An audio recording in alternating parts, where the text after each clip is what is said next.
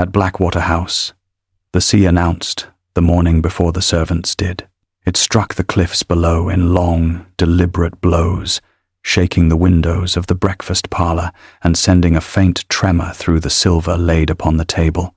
The house had been built of grey stone, with narrow windows intended more for defence than for comfort, and every room seemed to retain some portion of the weather.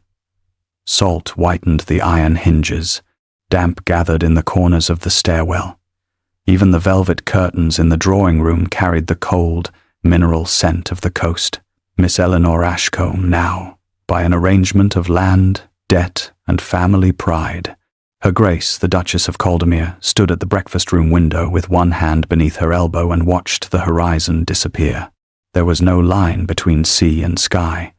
The world beyond the glass had become a single sheet of pewter, disturbed only by the white violence of the waves. "You have been out again." The voice behind her was neither loud nor questioning. His Grace did not require either quality to make an accusation sound official. Eleanor turned. Alistair Vane, Duke of Caldermere, stood beside the mantel in a coat of dark blue superfine, his black hair still damp from shaving. He had the austere appearance of a man who regarded breakfast as an interruption between two more consequential occupations. A folded dispatch rested in his gloved hand. His shoulders were broad from years at sea, and one pale scar ran from the corner of his left eye towards his temple, disappearing beneath his hairline. The Duke did not look at her face. His gaze had settled upon the hem of her gown. A dark crescent of wet marked the dove-grey wool. "I have been in the Tower," Eleanor said. "That was not my question." "No." It was an observation presented in the shape of one. His eyes lifted then. They were a cold, clear grey, the colour of the sea when the weather promised violence. "You were on the roof, only for a short time. Your maid tells me you dismissed her before midnight." "My maid is not required to observe the heavens. Your maid is required to know where you are." Eleanor took her place at the table. The chair opposite him had been left vacant, though there was no reason to suppose it had been reserved for her. Since their marriage, Alistair had occupied the head of the table, and she had occupied the place nearest the window. It was a geography they had never discussed, and had nevertheless established with perfect consistency. She removed her gloves. The fingertips were stained with charcoal. The Duke noticed. He noticed everything except the meaning of what he saw. "You are the Duchess of Caldermere," he said, "not a midshipman on shore leave." "I am aware of my title." "Then behave as though you are aware of it." The footman entered with the chocolate. He set the silver pot beside Eleanor and withdrew with the solemn discretion of a man who had already learned that the breakfast room had become a dangerous place. Eleanor poured the chocolate into her cup. Steam rose between them, carrying the faint scent of cinnamon and burnt sugar. "I shall endeavour to behave in a manner that satisfies you," she said. "Perhaps you would provide a written list of acceptable movements. It would prevent future confusion." Alistair's mouth tightened. "Your wit is wasted upon the weather." "My wit has never been consulted by the weather." He unfolded the dispatch. 3 merchant vessels have failed to make the Western Passage. That altered the air between them. Eleanor lowered her cup without drinking. "Which vessels?" "The Times Hesperus, the Times Maid of Kent, and the Times Stag's Head." "Cargo?" "Naval timber in the first, saltpetre in the second. The third was carrying rope, sailcloth, and provisions for the naval yard at Plymouth." "Crews?" "No word." The waves struck the cliff below. This time, the silver knives trembled upon their tray. Eleanor looked towards the window. The fog had thickened during the few minutes since she entered the room. "How long since the last report?" she asked. 5 days. "And you mean to sail?" "I mean to discover what has happened. The dead reef lies across the western route. I know where it lies. Do you know that the shoals have altered?" "The shoals have not altered. The coastline has shifted." "By how much?" 400 yards at the western boundary." His expression did not change, but one finger moved against the edge of the dispatch. "According to whom?" "According to the survey." "Which survey?" "The one I made." A pause fell between them, disturbed only by the small hiss of the fire. Alistair glanced at the charcoal on her fingers. You made a survey. I observed the tide line after the November storm, compared the old boundary markers with the position of the cliff face, and corrected the estate map by 400 yards. Yes. On the authority of what instrument? A theodolite, a plumb line, and my eyes. That is a remarkable collection of equipment. The cliff did not object. You are making a jest of this. No. I am making a distinction. Between what? Between evidence and permission. His gaze sharpened. You have been married 6 weeks, Your Grace. You have spent 3 of them in a tower with a collection of brass instruments. You have not yet attended the rector's dinner, inspected the dairy, or received the tenants' wives, but you have corrected a coastline. I have attended to the tenants' rents, through Mrs. Fenn, because Mrs. Fenn knows more about the tenants' rents than I do. And the coastline? I know more about the coastline than Mrs. Fenn. He folded the dispatch once more, with unnecessary care. Your father encouraged this nonsense. At that, Eleanor's hand stilled upon the table. Nathaniel Ashcombe had been dead for 4 years. Alistair had never met him. Yet the Duke had acquired, through estate papers and the casual remarks of other people, a collection of opinions about a man he had not known, impractical, peculiar, excessively learned for a clergyman, and incapable of leaving a question alone. My father encouraged accuracy, Eleanor said. Your father taught you to spend the night on a roof. He taught me that the position of a star could determine the position of a ship. Any competent navigator knows that. Then any competent navigator should know that the published tables contain errors. Do they? Yes. Which errors? She looked at him then, and the quiet of her face became more pointed than anger. Those made by men who assumed the sky would remain obedient to their tables. For the first time, the Duke appeared genuinely interested. It vanished almost at once. Your Grace, he said, I have commanded ships through storms which would have drowned this house in its foundations. I have navigated by dead reckoning when the mast was gone and the compass smashed.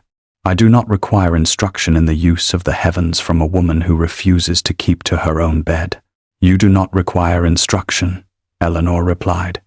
You require correction. The footman returned with eggs and toast. He stopped just inside the door, saw their faces, and retreated without presenting either dish. Alistair rose. You will not go to the tower tonight. Eleanor lifted her cup. I had not realized I required permission to look upwards. You require permission to place yourself in danger. The tower has stood for 100 years. The roof is wet. The stone stair is unsound. The wind rises after midnight. Then the tower may be more sensible than the sea. His eyes hardened. The tower will be locked. That, at last, made her look away. The Duke mistook the movement for surrender. He came around the table, took the small brass key from the pocket of his waistcoat, and placed it beside her plate. It was an old key, darkened with age, its bow shaped like a thistle. Eleanor had used it every night since coming to Blackwater House. It had belonged to her father. Alistair laid his glove over it. You are not to remove this. Where will you keep it? Where you cannot reach it. An excellent arrangement, she said softly. You have always preferred a thing safe to a thing understood. He left before she could see whether the remark had struck home. The breakfast room door closed. The sea continued its assault below the cliffs. Eleanor waited until the sound of his boots had faded down the passage. Then she removed the key from beneath his glove and slipped it into the pocket of her gown. The Duke had forgotten that he had shown her the key. He had also forgotten that a tower built for naval watchmen would possess more than one entrance. By late afternoon, the weather had worsened. Blackwater House stood upon a rise above the shore, and from the western windows Eleanor could see the old signal tower thrusting from the cliff like a square finger raised against the sky. Its upper room had no furniture except a narrow desk, a wooden stool, and the instrument cabinet her father had repaired with his own hands. She entered after dusk through the service stair. The lock on the principal door had indeed been changed.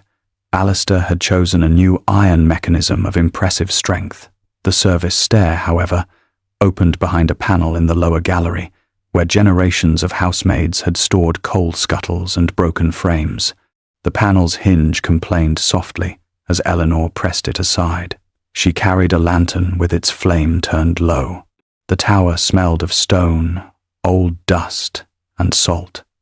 Rain moved against the narrow windows in silver threads. Eleanor climbed until the house vanished below her, and the wind found every seam in her clothing. In the upper room, she lit 2 candles and opened the instrument cabinet. A brass sextant lay in its velvet-lined case. Its arc was worn at the edge where her father's thumb had rested for years. Beside it stood a small marine chronometer, its glass cracked, but its mechanism still capable of keeping time when wound with patience. Several rolled charts occupied the lower compartment. Eleanor selected the sextant and carried it to the window. The fog had withdrawn from the cliffs, but gathered in a motionless bank beyond the headland. It did not drift as ordinary mist drifted. Its upper edge held a strange straightness, as though some invisible wall contained it. She set the chronometer upon the sill and opened her notebook. The pages were filled with figures, triangles, corrections, and lines drawn at differing angles. To an untrained eye, they might have resembled the fevered work of an obsessive child.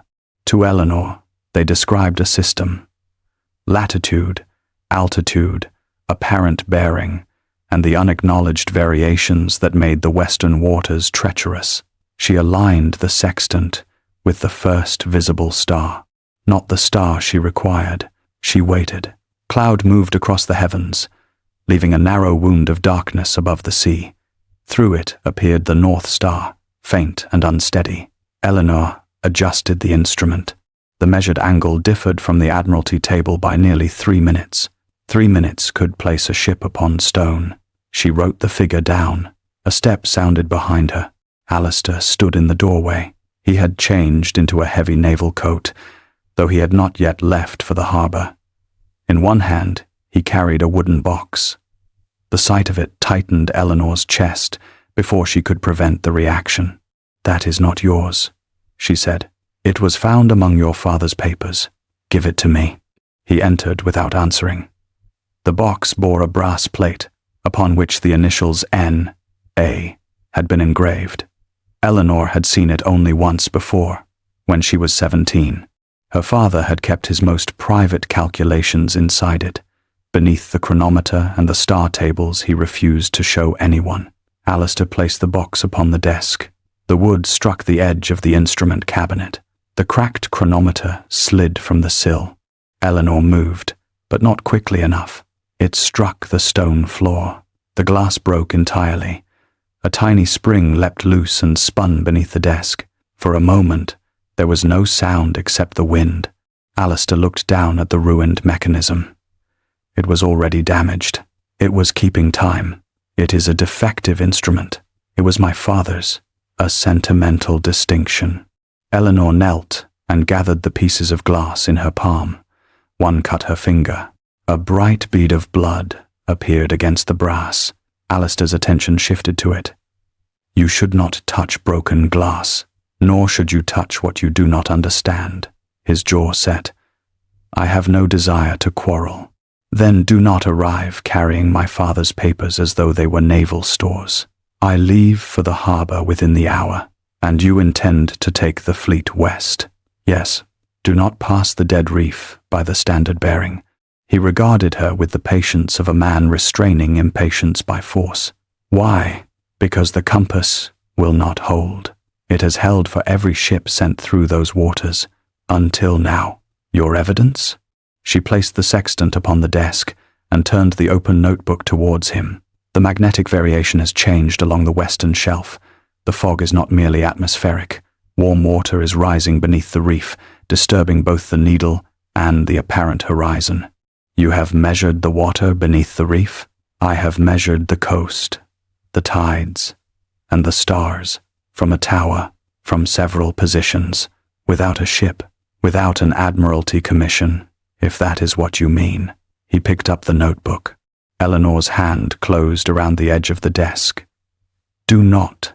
He glanced at the figures without seeing them. These are not navigational instructions. They are the basis for them. They are marks. They are spherical calculations. They are indecipherable, only because you have never learned to read them. His eyes rose to hers. The wind pressed against the tower windows. Somewhere below, a door slammed in the house. Alistair set the notebook down. You think a few figures entitle you to contradict a fleet commander? I think a fleet commander who refuses to examine contrary evidence is entitled to lose ships. The words hung in the room, clean and merciless.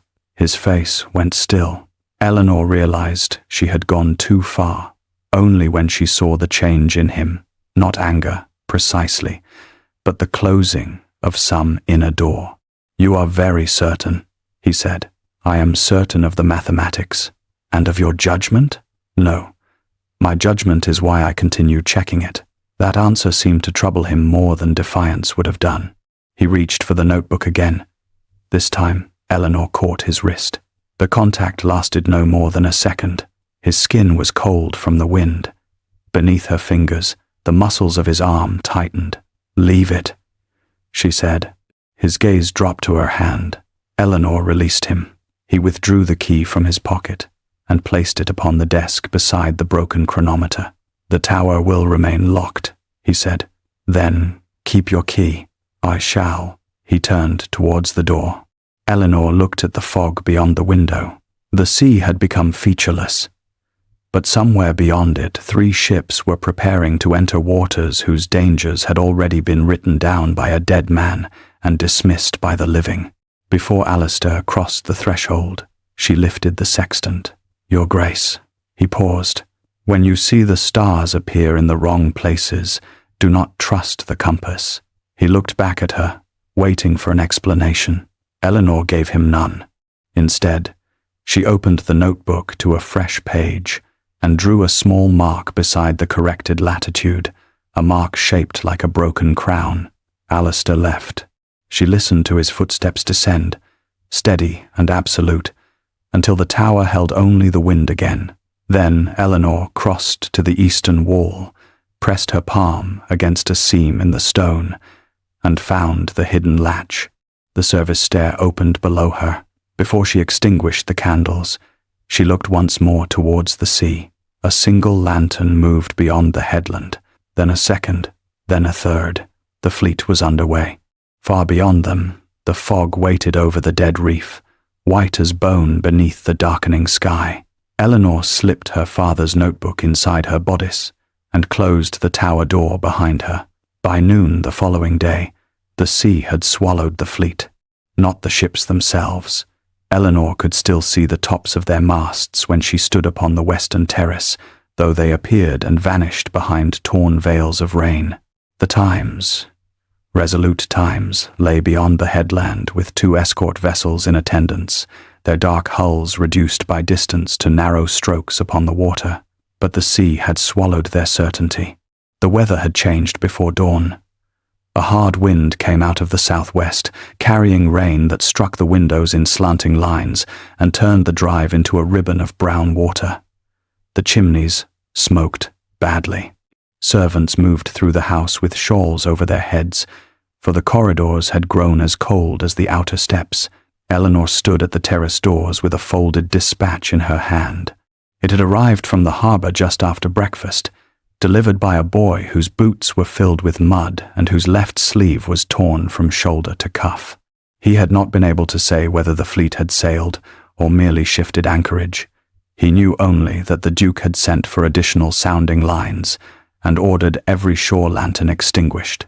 That was not the conduct of a man certain of his position. Eleanor unfolded the paper again. The Times, resolute Times, has not cleared the headland. Visibility poor. Compass unreliable. His Grace requests the western charts and the last estate survey. There was no signature. The Duke had gone to the harbor before sunrise. His carriage had returned empty at 10 minutes past 11. Lady Beatrice Vane entered the drawing-room carrying a silver salver and an expression of composed displeasure. "The harbour-master says the road is impassable," she remarked. "The bridge at St. Osyth has taken a tree, and the lower lane is under water. Is the Duke at the harbour? Apparently not.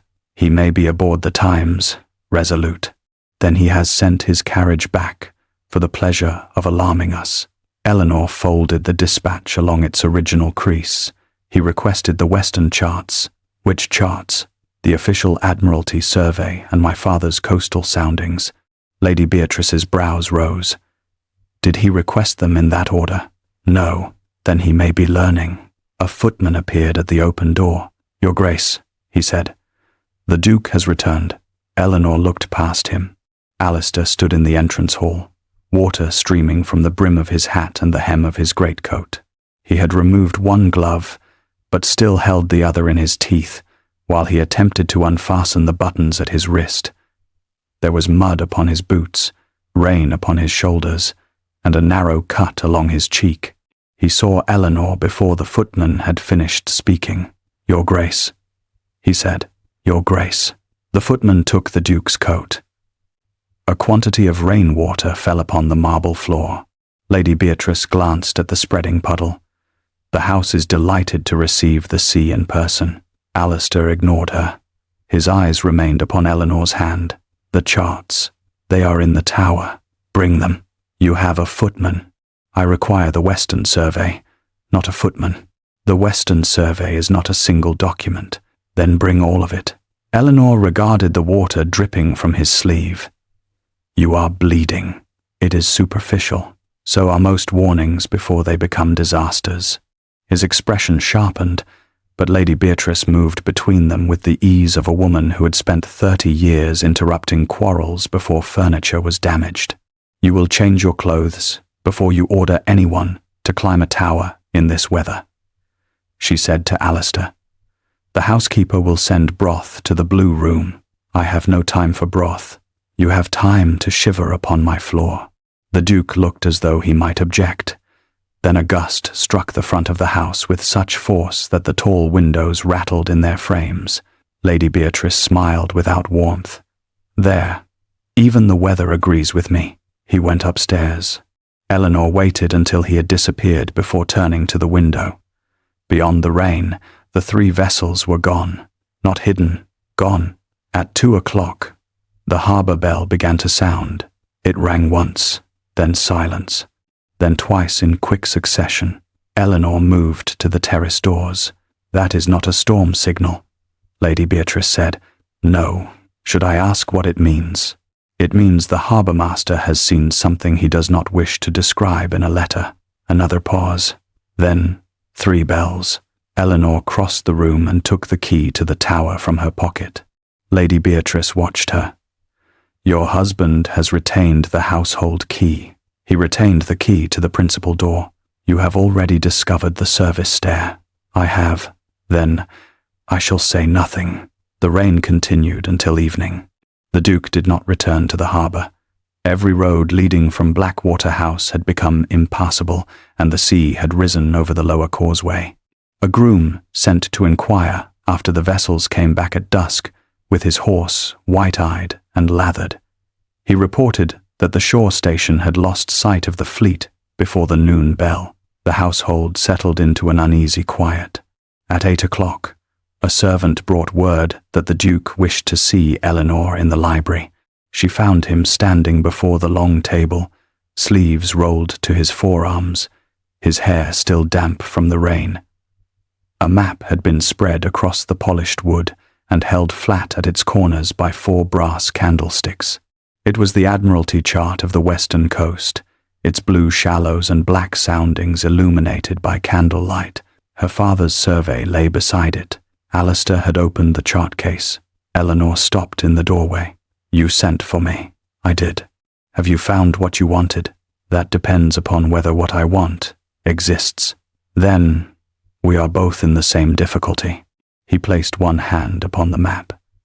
"The harbour-master reports that the Times, Resolute Times, altered course shortly after passing the western marker." "Which marker?" The red buoy off St. Cuthbert's Point. That buoy broke its chain last month. He looked down. It was replaced. By whom? The harbour office. Then the harbour office has placed it 2 cables too far south. His gaze lifted. You knew this. I observed. The men set it. And you did not report it? I sent a note to the harbour master, which he did not receive, which he chose not to read. That is a convenient distinction. It is an accurate one. The Duke came around the table. The fleet has lost visibility. The compass aboard the Times. Resolute Times is turning irregularly. Captain Reed believes there may be a submerged iron wreck near the reef. There is. You knew of that as well? My father recorded it. Where? In the papers you have opened. Alistair's attention moved to the survey. This mark here. What is it? A correction. It resembles a line drawn by a child. It indicates a current. Currents are not represented by crooked scratches. They are when the surveyor knows the water will not permit a straight course. He leaned over the map.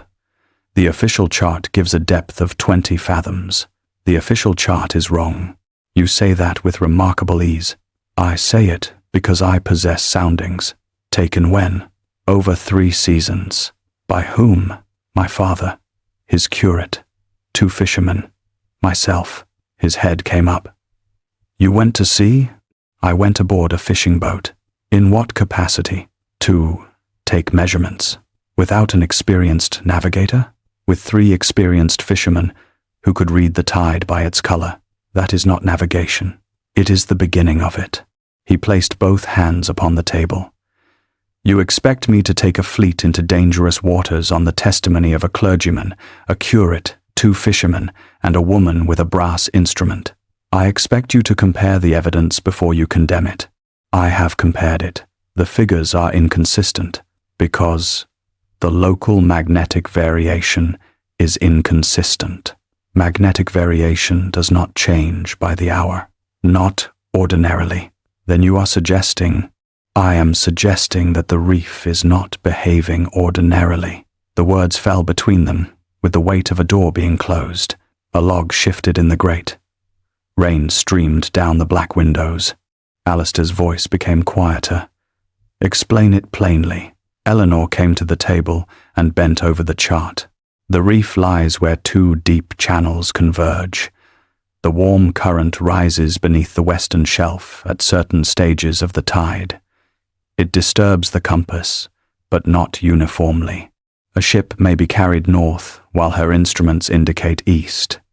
The fog worsens the deception because the surface reflects light and alters the apparent position of the shore. And your remedy? Do not use the compass. That is your remedy. Use soundings, the tide interval, and the stars. The stars cannot be seen. They can be seen through a cloud break. In a fog, you intend to navigate a fleet by a single glimpse of the heavens. I intend to calculate our position from that glimpse. We are not discussing a schoolroom exercise. No. We are discussing 3 missing ships. His expression hardened. You have no conception of command. Eleanor's fingers rested upon the edge of her father's chart. No. I have a conception of consequences. He moved suddenly, not towards her but towards the map. His hand came down upon the lower corner of the survey, covering a small notation written in faded brown ink. Your father's work is not a naval chart. He knew the coast better than the men who issued the Admiralty tables. Your father was a country clergyman. He was a mathematician. He was a man who spent his life looking at the sky and mistook it for a profession. The insult was delivered without heat. That made it worse. Eleanor looked at him. And you spent yours looking at the sea, and have mistaken authority for understanding. His eyes flashed. For one suspended moment, neither moved. Then a knock sounded. The butler entered, carrying a sealed packet. His face was carefully blank. For your grace, he said to Alistair. From the harbour. Alistair broke the seal. He read the message once. Then again. Eleanor watched the colour leave his face. What has happened? One of the escort vessels has failed to answer. Which? The times, Aurora. Have they seen wreckage? No. Then she may still be afloat. That is not a comfort. It is a fact. He crumpled the message in his hand. Eleanor reached towards the chart. You must send a signal instructing the shore station to extinguish every fixed light and show a single lantern at the eastern tower. The fleet cannot see the eastern tower. They may see its reflection. That is impossible. Nothing is impossible merely because you have not observed it. He stared at her. She was aware of the wet strands of hair at her temples, the smudge of charcoal upon her thumb, and the fact that she stood in front of him wearing no jewels except her wedding ring. It was a poor appearance in which to challenge a duke, but the sea had never respected appearances. Give me the signal code, he said. You do not know the arrangement I require. Then tell me. He had not said please. He had not apologized. Yet something in his voice had altered, not softened, but opened by a fraction. Eleanor took a sheet of paper and wrote the sequence. Send this to the station master. He must raise the lantern at intervals of 7 seconds. No more, no less. Alistair read the instruction. Why 7? Because the fog returns the light in a delay of 3 seconds. The true interval will tell them whether they are looking east or west. He folded the paper. You expect the station master to obey a signal devised by you. I expect him to obey the Duke who commands him. That answer held him still. Tomorrow evening, he said, you are expected at Lady Wraxall's ball. Eleanor glanced towards the black windows. I had forgotten. You will attend. The fleet is missing. The ball was announced 6 weeks ago. Half the county will be present. Then half the county may dance without me. You will attend. Why? Because I will not have the county conclude that my wife has been confined to a tower for eccentricity. Eleanor looked towards the map. You have confined me to a tower for eccentricity. I have confined you because you place yourself in danger. And tomorrow you will display me in a ballroom to conceal the fact that you do not know where your ships are. His face became very still. The private confrontation had arrived, not with raised voices, but with the quiet precision of a blade being drawn. You will not embarrass me, he said. I do not possess that power. You have made a study of it. No, I have made a study of celestial navigation. You are the one who keeps confusing the two. He stepped nearer. If you attend the ball, you will remain beside Lady Beatrice. You will not speak of the fleet. You will not mention your father's charts. You will not attempt to instruct any officer who happens to be present. And if I refuse, you will remain in your rooms.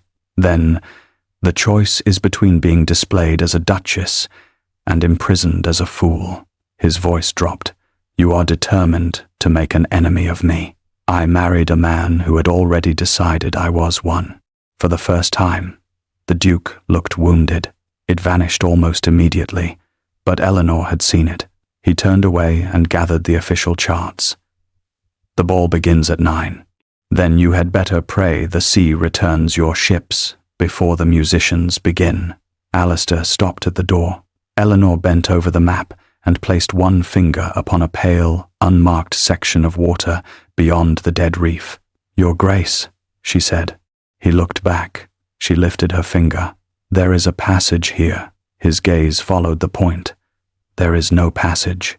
Not on your chart. Is it on yours? Eleanor folded the private survey and slipped it beneath her arm. Perhaps, she said, if you ask me properly. She left him alone, with the rain, the maps, and the first undeniable sign that the sea had begun to disobey him. The morning after the storm arrived without brightness. A pale, colorless light pressed against the windows of Blackwater House, revealing the rain still gathered in the stone gutters, and the branches of the elms bowed beneath their burden of water. The sea was hidden beyond the cliffs, yet its voice traveled through the house, a deep concussion beneath the floors, followed by the long withdrawal of foam. Eleanor had slept little. She had spent the last hours before dawn in the records room, where the estate papers were kept in locked cabinets beneath a portrait of the 3rd Duke of Caldermere. The room smelled of leather, dust, and the bitter wax used to preserve old bindings. She had gone there seeking the original harbor accounts, intending to verify the date of the boy's replacement. Instead, she had found the ledger. It lay behind a row of estate maps, wrapped in sailcloth and tied with faded cord. The cover bore no title, only a black salt stain shaped like a spreading hand. Eleanor had opened it by candlelight. The first entries concerned provisions, rope, powder, and the maintenance of the Western Signal Station. The writing belonged to a former harbour master, a man named Josiah Pell, whose name appeared often in the official records as a conscientious servant of the Crown. The private ledger offered another account. Between 1798 and 1804, 7 vessels had vanished near the dead reef. Not 3, 7. Beside each name, Pell had written the same phrase: no wreckage recovered, compass unreliable, false light suspected. The official estate records declared that 5 of those ships had been lost in ordinary weather and that 2 had never reached the Devon coast at all. Eleanor had turned the pages twice, then a third time, her hand steady only because astonishment had made it numb. At the back of the ledger, beneath a loose sheet of calculations, she found a list of payments. Silver had been issued to the Western Signal Station on nights when no storm had been recorded. 2 names appeared beside the amounts. One was Pell's own. The other belonged to a naval surveyor who had died 6 years earlier. The final entry had been written in a different hand. The Duke knows. The Duke has always known. Eleanor had read the sentence until the candle guttered. Now, standing in the breakfast room, she watched Alistair enter with the ledger beneath his arm. He had dressed for the ball in the severe manner he applied to every occasion, as if a black coat and immaculate linen might impose order upon the world. His hair was tied at the nape, and a fresh strip of linen showed beneath his collar where yesterday's cut had been dressed. His gaze fell upon the book. "You have been in the records room," he said. "Yes. Who permitted you access?" "The lock." "That is not an answer. It is the only one you have earned." He placed the ledger upon the table. "You found this behind the Western surveys." "I did. You should have brought it to me." "I have brought it to you. After reading it, I can read." His attention remained upon the ledger. "It is a private harbor account. It is a record of 7 missing vessels. Unofficially, unofficial records are often more truthful than official ones." He looked at her then. "You believe the entries?" "I believe the handwriting belongs to Josiah Pell. I believe the payments were made. I believe the names of the ships are correct. Whether I believe the conclusions will depend upon the evidence." "Your father had this ledger." "Perhaps. Then why did he never publish it?" Eleanor closed her fingers around the back of the chair. "That is what I intend to discover." The Duke drew out the chair opposite hers but did not sit. "You are going to Lady Wraxall's ball tonight." "I remember." "You will not bring that book." "I had not planned to dance with it." "Nor will you discuss it." "Then you may be relieved to know that I do not ordinarily discuss maritime disappearances while eating syllabub." His mouth tightened. "I am not jesting. Neither am I." A servant entered with the morning post. Among the letters lay a narrow packet sealed with black wax. Alistair opened it, while Eleanor took tea. His expression changed. "What is it?" she asked. "An order from the Admiralty." "That sounds inconvenient." He handed her the letter. The Times, Resolute Times, had been directed to proceed west immediately, with the Times Aurora Times and Times Crown of Falmouth Times in escort, to investigate the missing merchant vessels and secure the naval stores believed to have been lost. The order had been dispatched 3 days earlier. "Why did you not tell me?" Eleanor asked. "Because it was not your concern. It is my concern if you intend to take 3 ships into waters where 7 have disappeared." He took the letter back. "I intend to take 2 ships. The Times Aurora Times is already underway." Eleanor rose. "Then you must leave before nightfall." "I shall. Do not go by the western bearing." "I have heard you. No, you have heard the sound of my voice. His eyes rested upon her with something nearer weariness than anger. You wish to command the fleet. I wish the fleet not to be destroyed. You know nothing of command. I know that a commander who refuses information because it comes from an inconvenient source is not commanding. He is merely arranging the circumstances of his own surprise. For a moment, the room seemed too small for both of them. Then Lady Beatrice entered, followed by two maids carrying a long white gown and a velvet case of jewels. The ball, she said, observing their faces, has arrived before either of you has recovered the manners required to survive it. By 8:30, Blackwater House had transformed itself. Candles burned in every sconce. The marble entrance was scattered with rain-darkened cloaks, and the air carried the mingled scents of beeswax, wet wool, perfume, and hot punch. Carriages rolled up the drive in a steady procession, their wheels cutting through the mud while footmen ran beneath umbrellas. Eleanor descended the stairs in ivory silk, the fabric plain except for a narrow line of silver embroidery at the sleeves. Lady Beatrice had fastened a cluster of seed pearls in her hair. No diamond glittered at her throat. Alistair waited below. His attention moved over her gown, paused at the pearls, and settled upon her face. "You are late," he said. "I am precisely on time. The first set is forming. Then I shall have caused a delay of no more than a few seconds." His gaze lowered to the small instrument case she carried. "What is that?" "My reticule. It is not shaped like a reticule. It holds what I require. I instructed you not to bring the charts. You did not instruct me not to bring a reticule." Lady Beatrice turned away, though Eleanor saw the corner of her mouth lift. The ball filled the house with sound. A quartet played in the long gallery where the windows had been shuttered against the rain. Silk whispered over polished floors. Gentlemen spoke of Parliament, horses, and the latest dispatches from France. Ladies leaned together beneath plumes and ribbons, their fans rising and falling like pale wings. Eleanor endured the first dance with a baronet who had forgotten her name before the second figure. She endured the second with a young naval lieutenant who spoke admiringly of the Duke while repeatedly stepping upon her slipper. All the while, the sea beat below the cliffs. During the third set, the doors to the gallery opened. A gust extinguished 2 candles. Conversation faltered. Through the tall windows, a signal appeared beyond the headland. 1 lamp, then 2, then a pause. Eleanor's breath stopped. The sequence was wrong. It was not the code she had written for the shore station. It was a distorted version of it, altered by 3 seconds. The light was being reflected. "Your Grace?" The lieutenant beside her was speaking. Eleanor did not hear him. She crossed the gallery. Alistair stood near the card tables with Captain Reed, who had arrived in naval uniform despite the weather.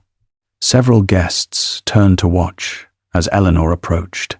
"The signal from the western station is false," she said. Alistair's expression closed. "Not here. The fleet is farther west than you believe. Captain Reed has received the report." Then Captain Reed has received the wrong report. The captain looked between them. "What have you seen?" Eleanor opened the instrument case. Inside lay the brass sextant, its polished arc catching the candlelight. A murmur moved through the gallery. Alistair said, "Put that away." "No, Your Grace. The stars are hidden," he said. "Not entirely." She went to the nearest window and unlatched it. Rain entered at once, cold against her cheek. The night was black, and the headland had vanished into fog. "Bring me a candle," she ordered. No one moved. Alistair's voice cut across the room. "Do as she asks." A footman obeyed. Eleanor shielded the flame with her hand and held the sextant against the glass. For several seconds, there was nothing to observe but darkness and rain. Then the clouds shifted. A faint point appeared above the eastern shoulder of the headland. Eleanor adjusted the instrument. The guests had fallen silent. The musicians stopped with a discordant scrape of bow against string. Every face in the gallery had turned towards her. She read the angle. 49 degrees, 17 minutes, she said. Captain Reed stepped forward. That star should give 46, according to the published tables. He frowned. Your Grace, the error cannot be so great. It is not an error in the star. It is an error in our position. She took a sheet of music from the nearest stand and turned it over. With a pencil, she drew a swift series of lines, a triangle upon a curved surface, its angles intersecting in a pattern that appeared at once simple and impossible. The reflected signal shows the western station to be 2 points south of its declared position, she said. The fleet has been carried northwest by the undercurrent. If the Times Resolute Times continues on the charted bearing, she will enter the reef's inner shelf within the hour. A lady near the fireplace gave a small, startled laugh. But how could a star tell us where a ship is? Eleanor looked at her. Because the star is not moving to accommodate our mistakes. Captain Reed took the paper from the music stand.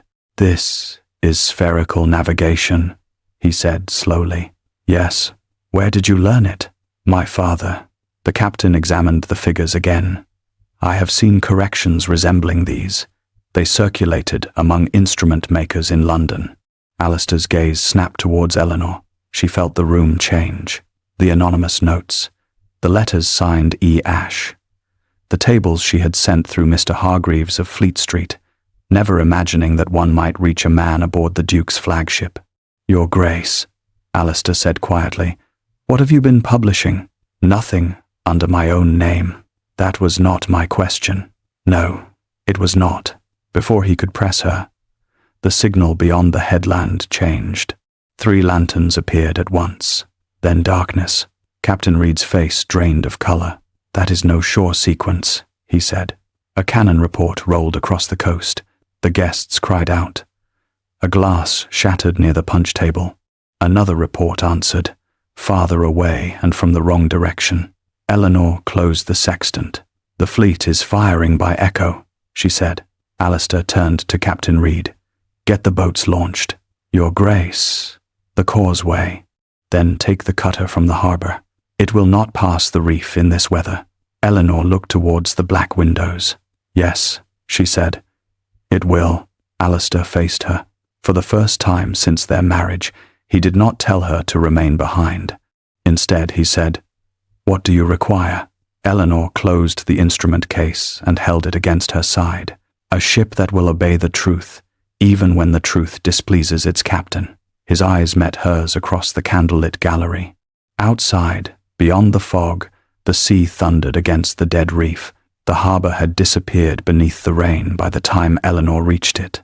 Blackwater's lower road descended in sharp turns between dripping hedges, then opened upon a stretch of shingle where the water surged higher than the harbor wall. Lanterns swung from iron hooks, their flames reduced to trembling smudges by the weather. Men shouted across the quay, though the wind tore half their words away. Coils of rope lay in the mud. A small cutter strained at her moorings, rising and falling with the restless water. Alistair stood upon the pier in a dark naval coat, bareheaded, giving orders to 3 men at once. Eliminate the spare cargo. Take only powder, shot, water, and the sounding lines. Your Grace, the cutter will not carry. Then remove the casks, not the water. He turned when Eleanor approached. His expression did not reveal surprise. He had expected her, which irritated her more than astonishment would have done. You will return to the house, he said. No, the road is already unsafe. The sea is less safe. You are not coming aboard. You asked what I required. I asked what was necessary to save the fleet, and I told you. A gust drove rain between them. Alistair's eyes narrowed against it. Captain Reed emerged from the harbor office, fastening the collar of his oilskin. The cutter is ready, Your Grace. She is not going, said Alistair. Reed looked at Eleanor, then at the Duke.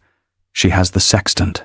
She has no place aboard my vessel. The fleet has no place in that fog, Eleanor said. Yet there it is. A young lieutenant behind Reed gave a short, incredulous laugh. "Perhaps the Duchess means to charm the reef into opening," he said. "It is a pity His Grace has not brought her a wand." The remark might have passed as foolishness had the wind not carried it towards a group of sailors near the warehouse. One of them repeated it. Another added something about the Duke's moon-mad bride. Within a minute, the jest had become a rumor that Eleanor had ordered the fleet into the fog herself, having mistaken a constellation for a harbor light. The words traveled swiftly. They reached the wrong ears when a harbor clerk, eager to curry favor with the lieutenant, spoke them loudly enough for Alistair to hear.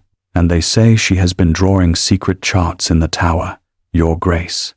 Perhaps she hopes to command the navy before the year is out." The men nearby fell silent. Alistair turned. The lieutenant's color changed. For a moment, Eleanor saw the choice before him. He could dismiss the gossip with a laugh and permit her to be ridiculed as an eccentric wife. Or he could challenge it, not merely for her sake, but before the sailors whose confidence he required. He chose. "Who said that?" the Duke asked. The clerk swallowed. I heard it from... I did not ask what you heard. I asked who said it." No one answered. Alistair stepped towards the lieutenant.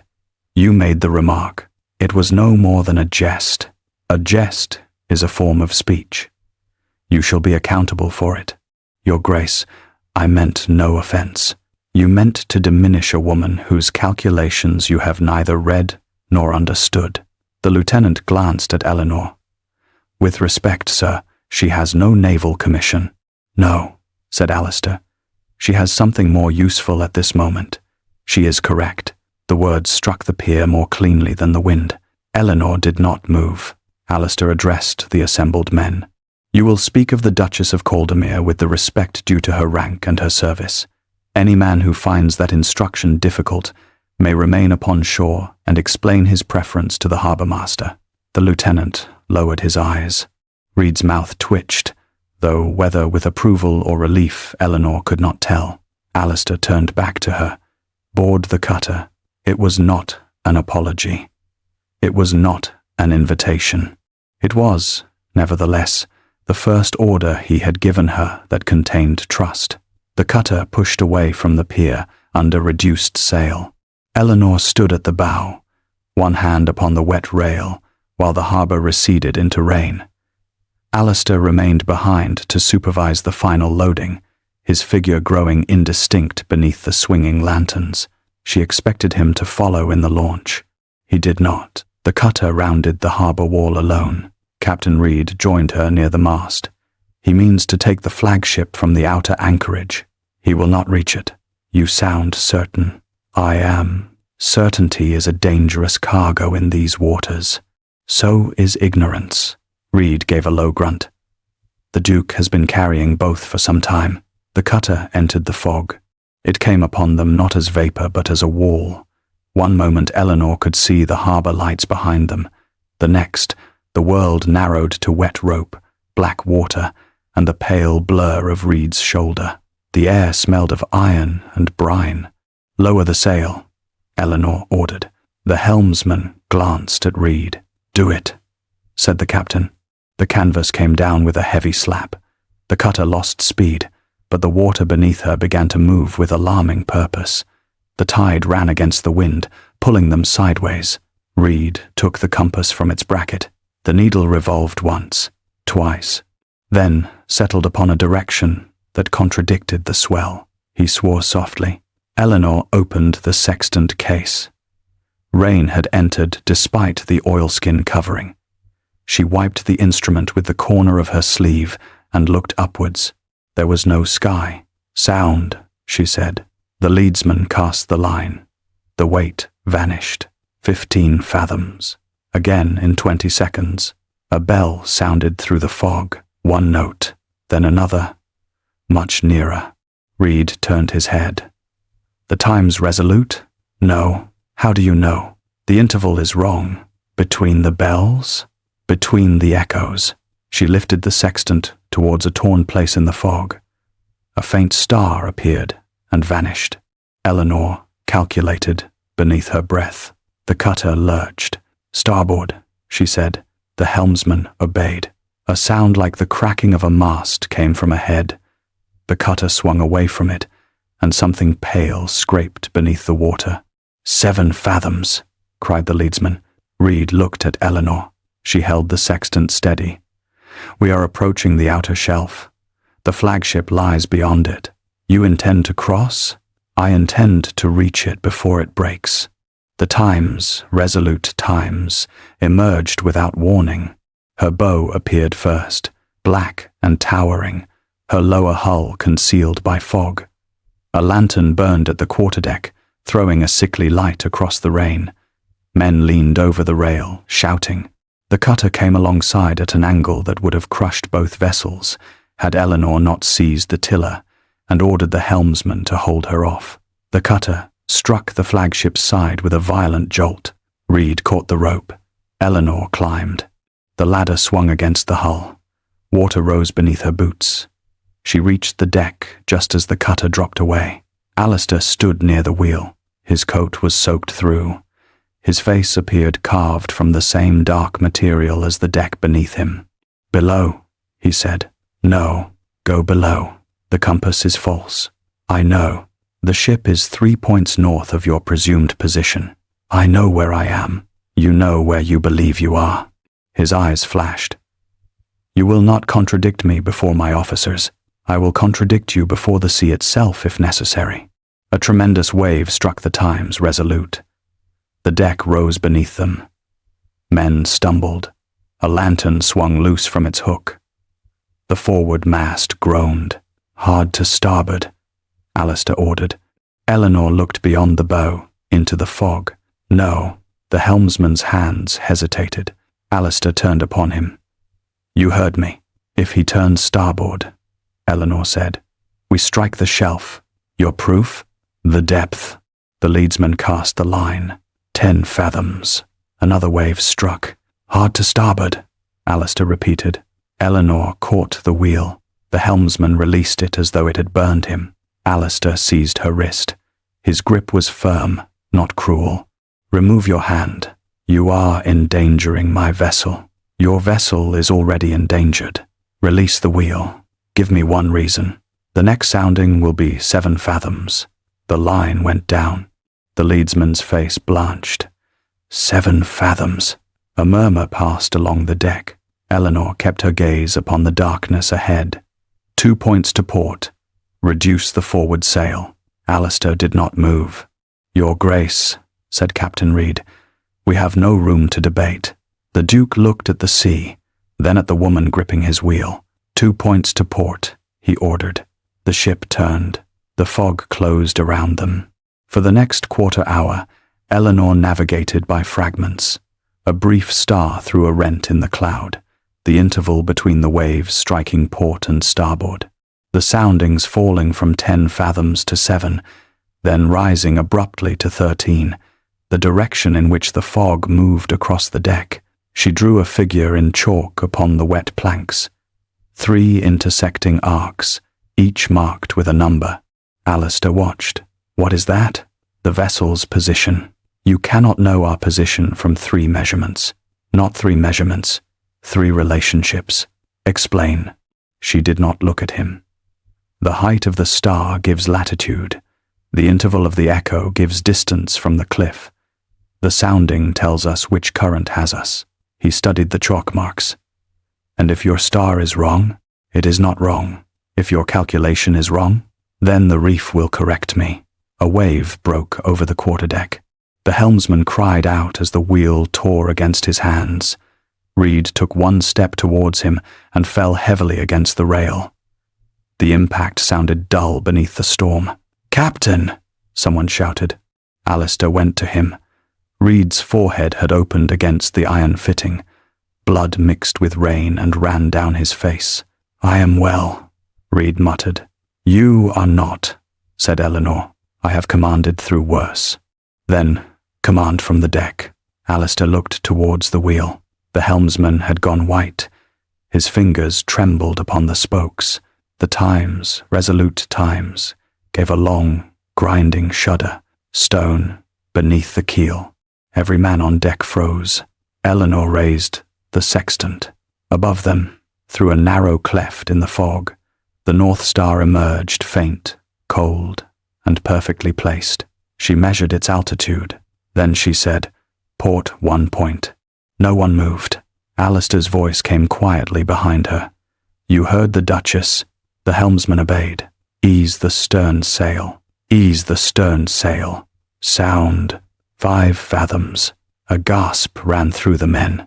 Eleanor's calculations had brought them within the reef's throat, where the stone rose beneath the water. The ship could not remain on that course for another minute.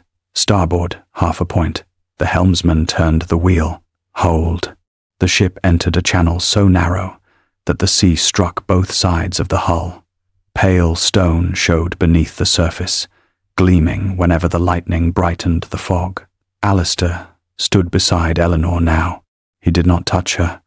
He did not question her. He merely watched the sextant in her hand and obeyed. The ruin of the chronometer seemed to Eleanor's mind as she calculated. Its spring had been bent when it struck the floor of the tower. Without it, she had lost the precise measure of time upon which one of her corrections depended. She had not told Alistair. A sudden wave threw her against the wheel. His arm came around her shoulders, steadying her before she could fall. For one breath she was held against the hard line of his coat, surrounded by rain, salt, and the warmth of him. Then she pulled free. "Do not mistake necessity for permission," she said. "I would not dare." The answer was so quiet that she looked at him. His face was turned towards the fog. Ahead, something struck water, not stone, wood. A lantern appeared in the darkness, then another. The lights were too high above the surface and too widely spaced to belong to a vessel at ordinary distance. Eleanor narrowed her eyes. "Hold the course," Alistair ordered. "No," he turned. "What is it now? That is not a fleet lantern. Then what is it?" The lights moved, yet no hull showed between them. Eleanor lifted the sextant, not towards the sky, but towards the pale reflection trembling upon the water. The angle was wrong. The apparent distance was false. She felt the current shift beneath the ship. "Those lights are being carried," she said. "By what?" A shape emerged from the fog.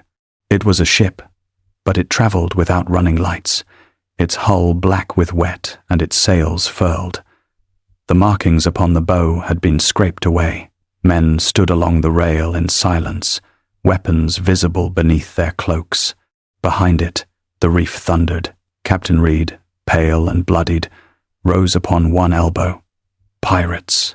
The dark vessel fired. The shot passed over the Times Resolute, tearing through the fog with a violence that seemed to split the night. Alistair drew his pistol. Eleanor kept both hands upon the wheel. "Your Grace," she said, "they believe we are trapped. Are we?" She looked towards the single star above them, then at the shifting lanterns upon the pirate ship. "No," she said, "but they are. Number, Chapter 5. The star that was never lost." The pirate ship fired again. This time the shot struck the sea abreast of the Times Resolute, throwing a curtain of black water across the deck. Men ducked beneath the rail.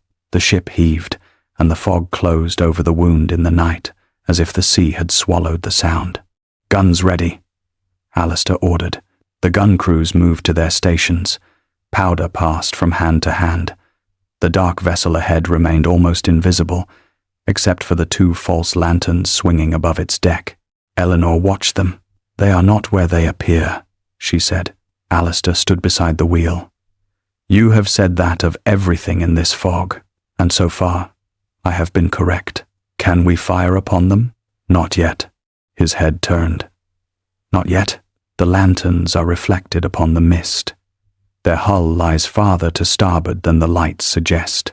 Captain Reed, seated against the base of the mast with a cloth pressed to his brow, called across the deck, "She is right."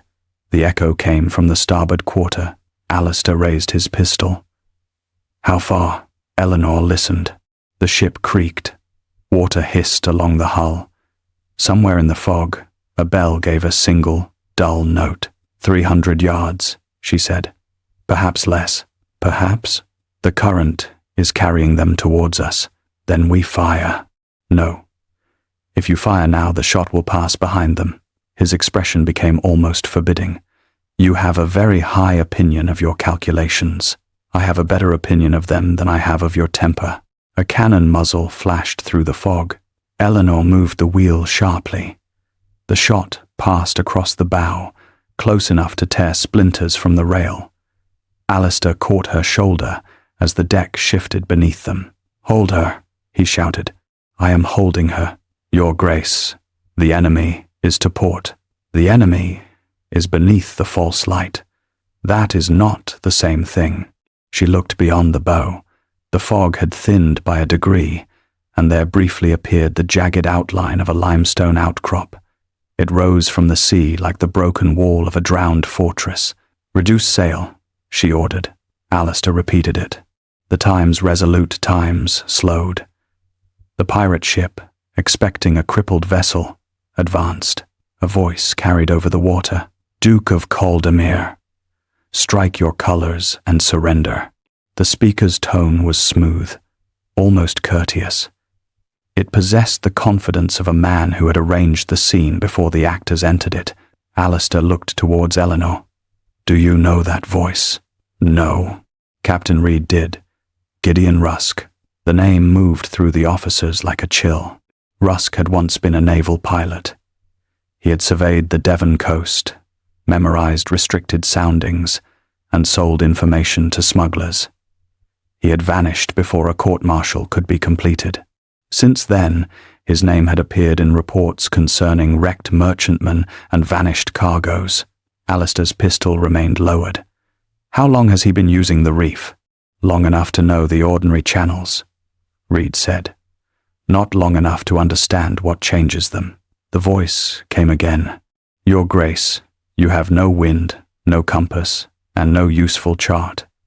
Your wife, I am told, has a better understanding of the heavens than of obedience. Shall we ask her to select your terms?" The words were carried by the fog with unnatural clarity. Eleanor's fingers tightened upon the wheel. Alistair heard the insult. His face did not alter, but the hand holding his pistol closed until the knuckles showed white. "Do not answer him," she said. "I had not intended to. You are angry. I am always angry. No, you are controlled. There is a difference."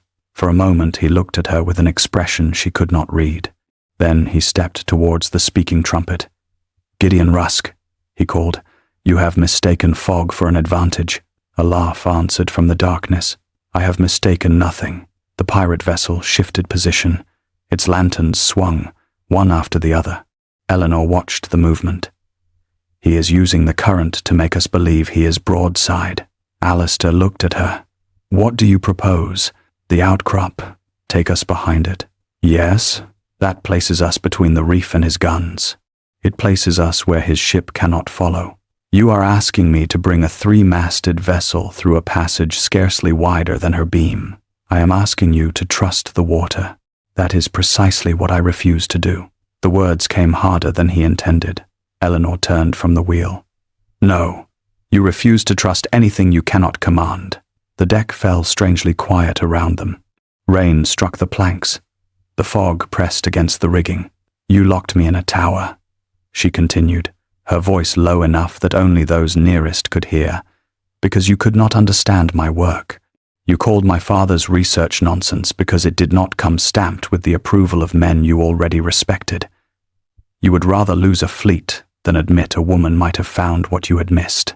His face was pale beneath the weather. "You believe that is my character?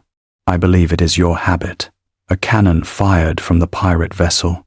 The shot struck the sea behind them. Alistair did not look away from Eleanor. "And you believe yourself without fault?" "No." The answer seemed to unsettle him. "I conceal what I know," she said. "I test people before I trust them. I would rather be thought strange than risk being told that my work is foolish. But my secrecy does not put ships upon rocks." His gaze dropped for a moment. When he raised it again, something in his expression had altered, not softened, but stripped of defense. "My first command," he said, "was the Time's vigilant." No one spoke. The crew worked around them, though several men listened. She was caught in a storm off Ushant, Alistair continued. The master advised that we shorten sail. I delayed. I believed I could bring her through by holding the course. The wind shifted. We lost the foremast and 6 men. Eleanor said nothing. I was 26. My father had been dead for 4 months. The Admiralty expected a report, and I gave them one. I wrote that the storm had been unforeseeable. His mouth tightened. It was not. The master had warned me. I had heard him. I chose not to yield the course because I believed command required certainty. The men died because I wished to appear incapable of error. The confession was not dramatic. He spoke as though reading a verdict already passed. After that, he said, I decided that attachment was another form of hesitation. If I cared for no one, I would not be tempted to spare a man when the order ought to be given. If I trusted no one, I would not be betrayed by another's mistake. And so you made yourself alone, Eleanor said. I made myself reliable. You made yourself frightened. His eyes met hers. The word remained between them. Alistair looked towards the dark water. Yes. The ship drifted nearer the limestone outcrop. Eleanor took up the sextant. Through a break in the cloud, the North Star showed itself, faint but steady. Now, she said. Turn 2 points to port. Alistair faced the helmsman. 2 points to port. The wheel moved. Lower the starboard sail. Men hauled upon the lines. The sail collapsed with a wet crack. Sound. 8 fathoms. Again in 30 seconds. The Times Resolute Times entered the passage. The limestone wall rose on one side, pale and wet beneath the fog. On the other, the sea boiled over submerged stone. The channel seemed to narrow with every yard. A shout came from the stern. The pirate ship is turning. Eleanor glanced back. The dark vessel had abandoned its false position and was attempting to follow. It cannot make the turn, she said. Rusk's ship came on. For 3 heartbeats, it appeared that Eleanor had been wrong. The pirate vessel's bow entered the channel, cutting through the fog with the confidence of long familiarity. Then the current seized its stern. The ship swung broadside. Its hull struck the reef. The sound was immense. Timber broke. Men cried out. One lantern dropped and vanished in the water. The vessel heeled, then settled crookedly against the stone. Hold our course, Eleanor ordered. The Times Resolute Times passed through. Behind them, Alistair's officers prepared to board the stricken vessel. Rusk's crew offered little resistance. Their advantage had depended upon fear, false lights, and the belief that no one could read the water better than they could. Lieutenant Marr was brought before Alistair with a damp chart hidden beneath his coat.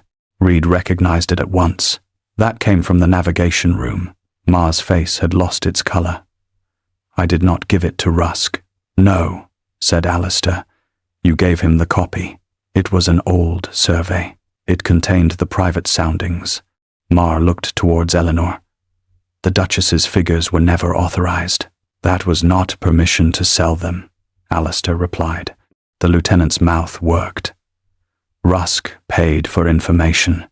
I believed the fleet would follow the ordinary passage. You believed what suited your purse, said Alistair. Marr was taken below. The fog thickened. Eleanor returned to the chart table, where the wet papers had begun to curl at the edges. Her father's private survey lay beneath the official chart. A mark upon its western margin had drawn her attention from the moment she saw it. She spread the page flat. The mark was shaped like a broken crown.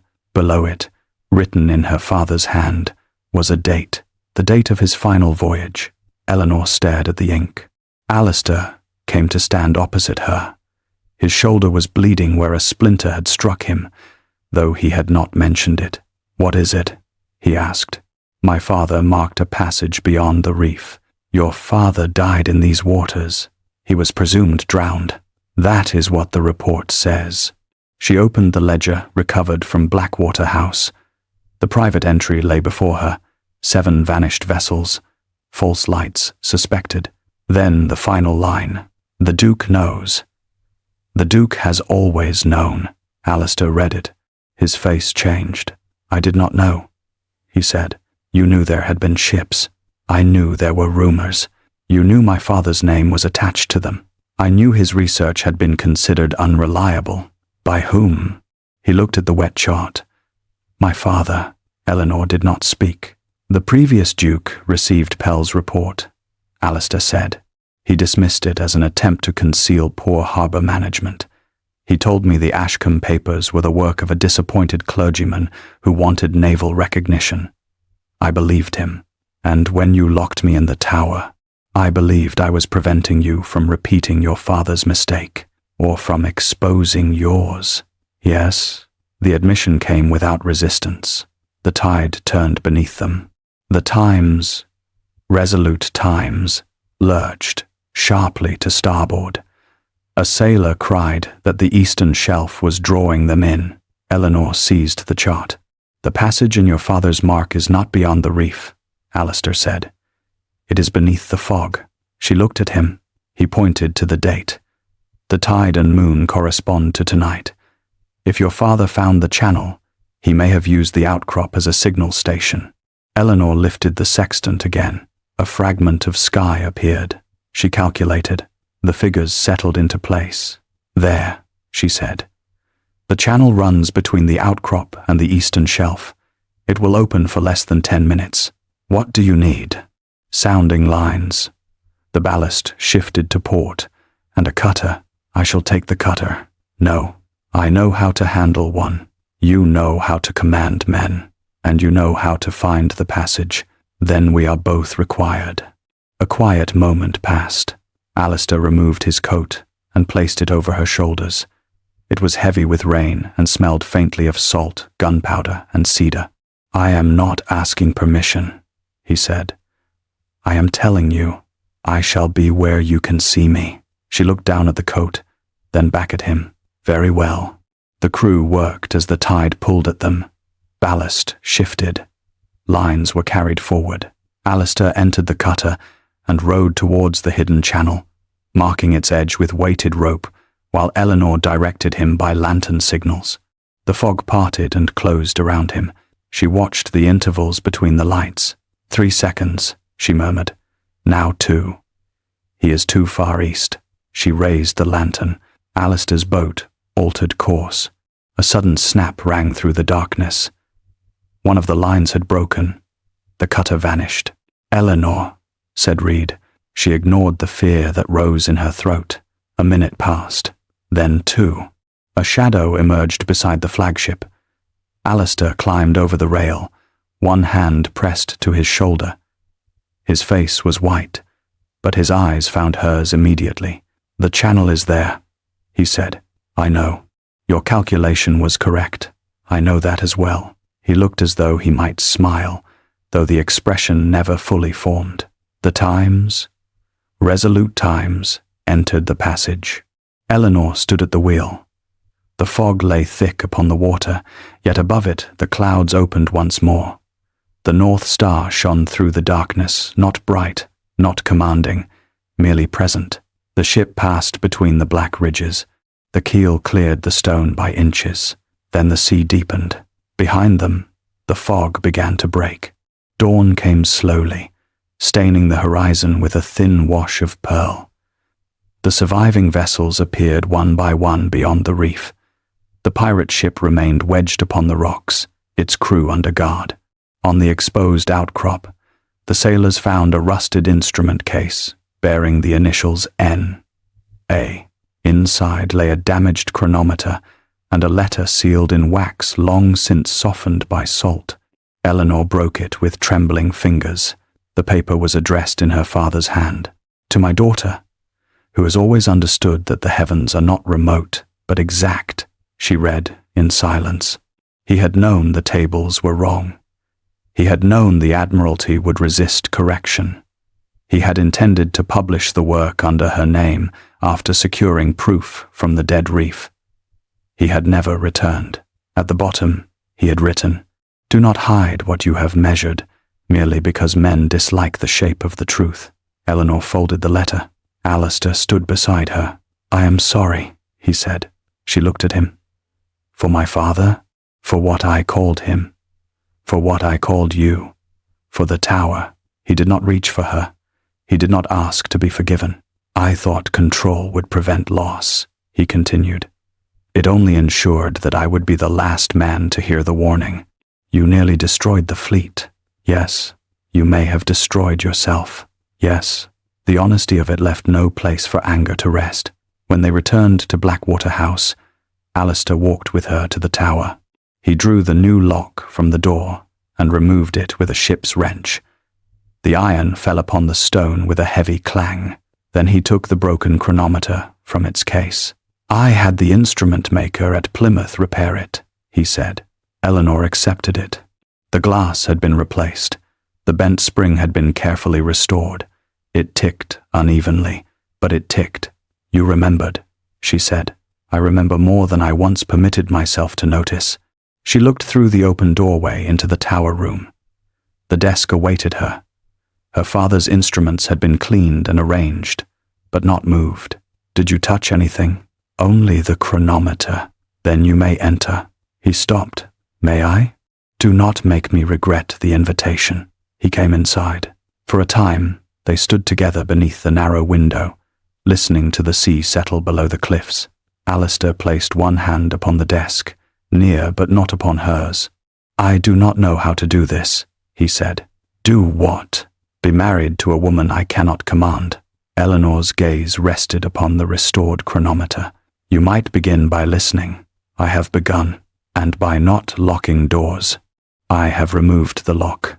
And by allowing me to publish the tables. I shall send them to London under your name. She turned towards him. You will not send them as a favor. No, nor as an apology. No. Then why? He looked at her fully. Because they are yours. Because they are correct.